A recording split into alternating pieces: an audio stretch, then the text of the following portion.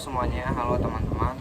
Selamat datang untuk menonton video kali ini yang saya akan ceritakan ulang kembali mengenai novel yang berjudul The Count of Monte Cristo.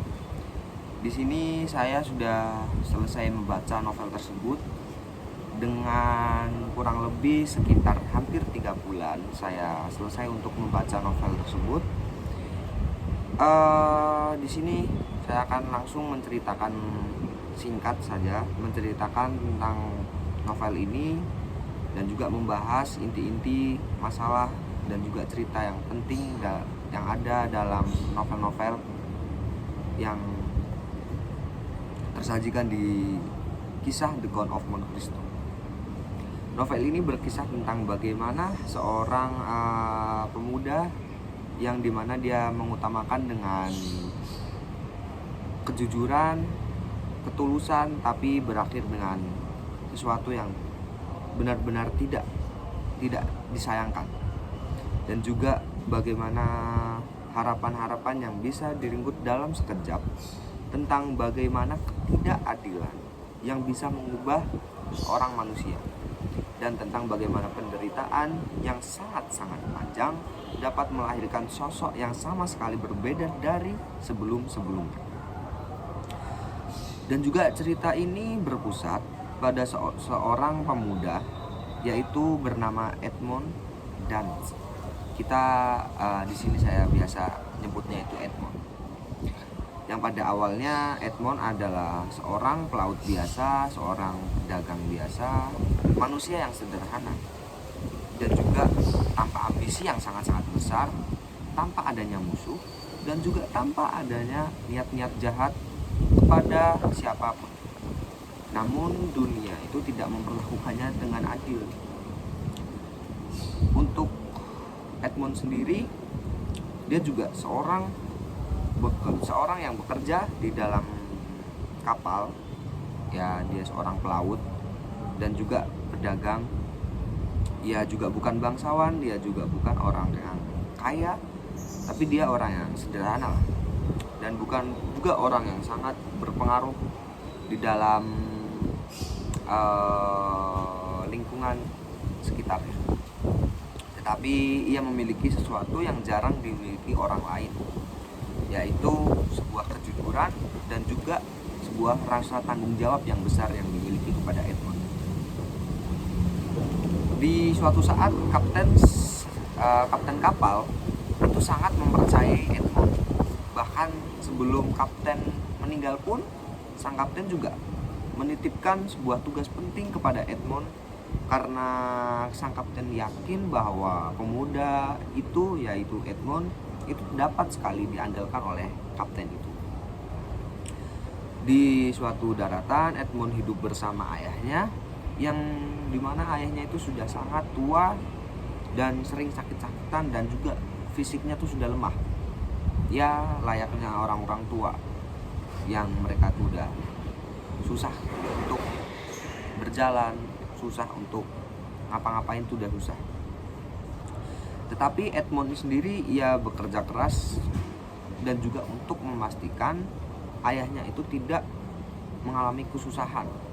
Dia tetap membantu ayahnya dengan sepenuh hatinya, dan juga dia tetap merawat ayahnya, dan juga dia juga merawat juga keluarganya, yang dimana Edmond sendiri adalah benar-benar yang sangat-sangat membantu kekurangan-kekurangan yang ada di dalam keluarga Edmond sendiri.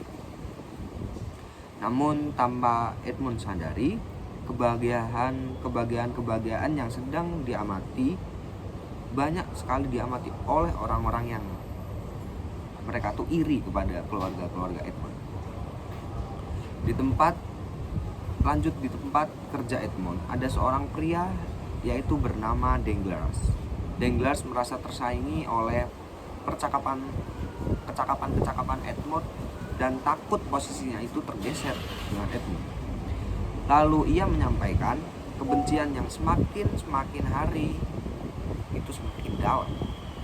Ada pula seseorang yang bernama Fernand Mondego, yaitu adalah sepupu dari Mercedes yang Dia juga diam-diam mencintainya.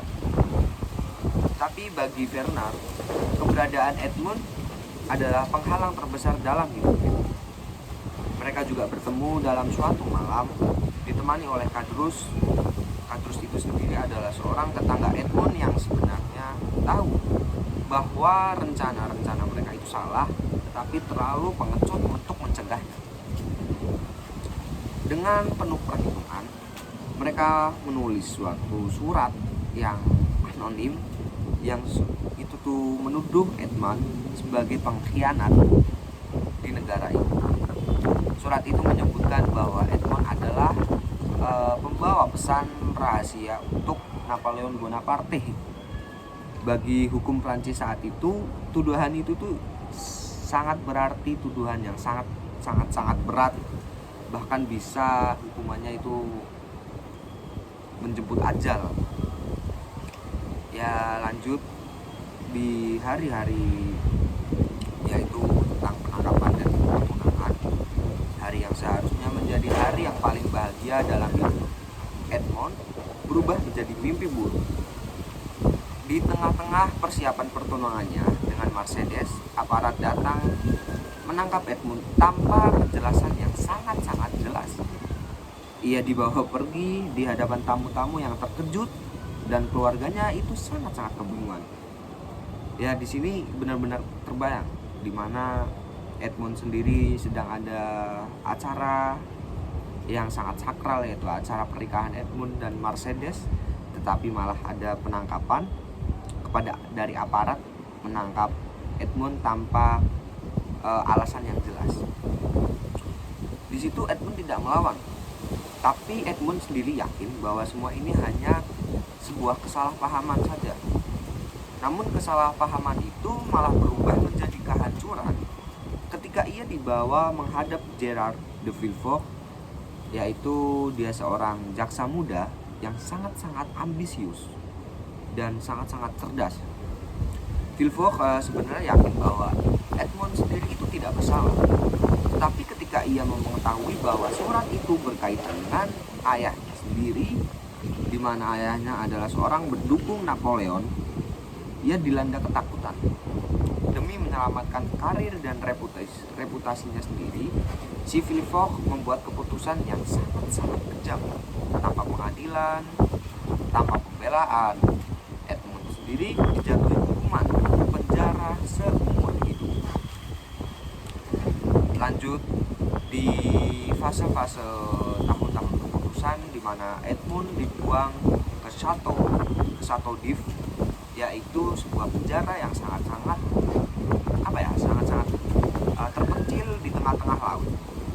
Tempat ini dikenal sebagai penjara tanpa harapan. Seseorang yang masuk ke dalam penjara itu, mereka benar-benar hidup tanpa adanya suatu harapan, karena memang penjara itu sangat-sangat terpencil dan sangat-sangat hampir tidak pernah dijangkau oleh orang-orang. Lanjut, di mana hari pertama Edmund masih percaya bahwa keadilan akan datang kepada dirinya sendiri. Namun lanjut pada hari kedua ia mulai ragu. Lanjut di hari-hari berikutnya, singkat cerita, hari itu pun perlahan mati. Harapan-harapan yang benar-benar Edmund berharap sebuah keadilan itu akan datang, menyambut dirinya, membebaskan dirinya dari penjara itu, tetapi karena memang tidak ada harapan itu, benar-benar tidak ada keajaiban untuk membantu Edmund, akhirnya harapan Edmund sendiri mati. Ia berteriak di dalam penjara, ia menangis di dalam penjara, dan ia memohon sebuah penjelasan. Namun aksi-aksinya tersebut sama sekali tidak ada respon yang benar-benar jelas. Bahkan sampai tidak ada jawaban dari orang-orang yang menangkap Edmund tanpa ada alasan. Tahun demi tahun berlalu, ayahnya Edmund itu meninggal dalam kesepian karena ya Edmund sudah tidak ada di rumahnya, Edmund di penjara. Akhirnya ayahnya meninggal dalam kesepian. Di situ Mercedes tanpa kabar dan tanpa kepastian akhirnya menikah dengan Fernand. Wah, ini benar-benar sangat menyakitkan sih. Ya, Mercedes menikah dengan Fernand. Di situ Edmond benar-benar sendirian. Karena bertahun-tahun lamanya dia hidup di penjara, dia di penjara tanpa alasan, dan juga ketika ia di penjara ayah meninggal. Malah tahu Mercedes menikah dengan Fernand. Di tahun-tahun tergelap hidupnya, Edmond mendengar suara dari balik dinding sel, yaitu suara milik Abbe Faria. Abbe Faria itu adalah seorang pendeta yang sudah tua, dan pendeta itu sangatlah cerdas. Abbe Faria menjadi cahaya di tengah kegelapan Edmond. Ia mengajarkan Edmond membaca dunia dengan cara yang berbeda. Ia mengajarkan bahwa penderitaan tidak tanpa sebab. Memang kadang tuh ada sebuah penderitaan dalam hidup seorang manusia itu memang ya tiba-tiba datang tanpa adanya alasan yang pasti. Dari Faria, Edmond juga akhirnya mengetahui bahwa suatu kebenaran ataupun pengkhianatan yang menimpa Edmond sendiri. Ia mulai memahami bahwa hidupnya memang dihancurkan dengan sengaja, dihancurkan dengan seseorang yang benar-benar benci terhadap dirinya. Di sekian lamanya sebelum Abbe Faria meninggal dalam rahasia yang benar-benar meninggal, dan Edmond itu sendiri tidak tahu kapan si Abbe Faria meninggal.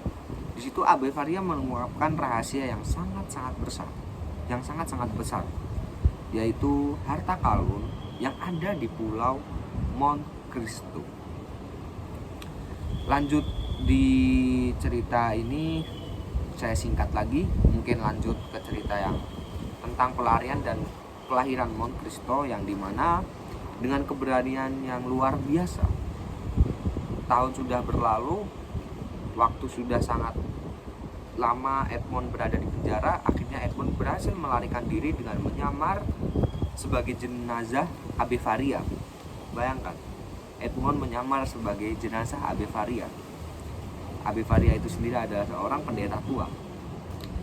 Lanjut, ia juga dilempari ke laut dan berhasil bertahan hidup. Dan akhirnya Edmond menemukan harta karun di Pulau Monte Cristo. Sekian lamanya setelah dia mendapatkan harta karun, Edmond menjadi seseorang yang kaya raya. Namun yang paling penting, ia lahir kembali sebagai manusia yang baru, kepribadian yang baru, kehidupan yang baru. Di situ ya Edmond berhasil menghidupkan kehidupannya yang dulu sempat hancur, yang dimana dulu sangat-sangat sederhana, bahkan bisa dibilang kehidupan Edmond dulu itu miskin. Dengan dia berhasil menemukan sebuah harta karun itu, dia menjadi manusia yang dia merasa kayak seperti hidup kembali. Lanjut, dimana sebelum Edmond Dance mati, ya yang tersisa hanyalah harta karun, yaitu harta karun dan juga the Monte of Cristo itu, yang harta karun yang ada di pulau itu, yang disebut sebagai the Count of Monte Cristo. Lanjut ke Monte Cristo, kembali ke masyarakat dengan wajah baru, nama baru, dan kekayaan tak terbatas. Edmond juga tidak terburu-buru untuk membalas dendam. Ia justru mengutamakan untuk fokus untuk mengamati, fokus untuk menunggu, dan menghitung setiap langkahnya. Baginya balas dendam itu bukan sebuah ledakan emosi, tetapi proses panjang yang terencana. Di situ Danglars dihancurkan melalui kehancuran finansialnya. Fernand kehilangan kehormatan dan keluarganya setelah kejahatan masa lalunya Fernand itu terungkap. Villefort kehilangan kewarasannya ketika dosa-dosa keluarga muncul ke permukaan. Ya, keluarga-keluarganya yang berdosa itu, keluarga dari Villefort muncul ke permukaan, banyak orang tahu. Namun di tengah semua itu, Edmond mulai menyadari sesuatu yang pahit sekali. Balas dendam tidak menyembuhkan luka. Dimana setelah itu juga Edmond akhirnya memilih berhenti. Ia menyelamatkan orang-orang yang tak bersalah. Ia membalas kebaikan orang-orang yang dulu pernah menolongnya. Ia memahami betul bahwa manusia tidak diciptakan untuk menjadi hakim, untuk menjadi orang lain. Maksud saya itu menjadi hakim untuk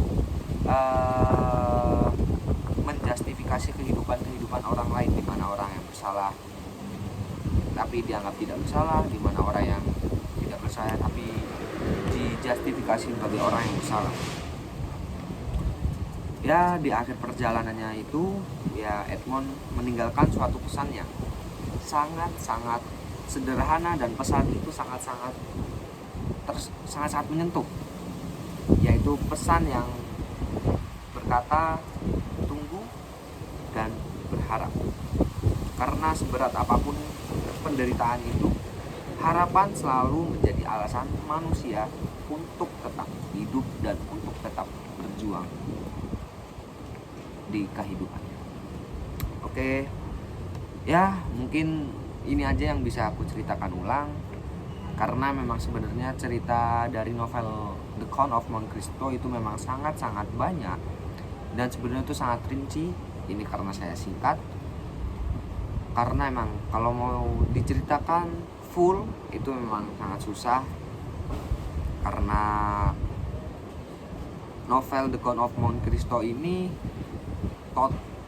dengan total halaman itu hampir 700 halaman ada di novel itu. Jadi saya sendiri menceritakannya sangat-sangat singkat, dan juga saya menyelesaikan novel itu juga lumayan lama, hampir 3 bulan 2 bulan, karena emang jarang ada waktu untuk membaca novel The Count of Monte Cristo itu. Jadi ya sekian dari saya untuk menceritakan novel The Count of Monte Cristo. Saya Novel Jeffrey Ramadan.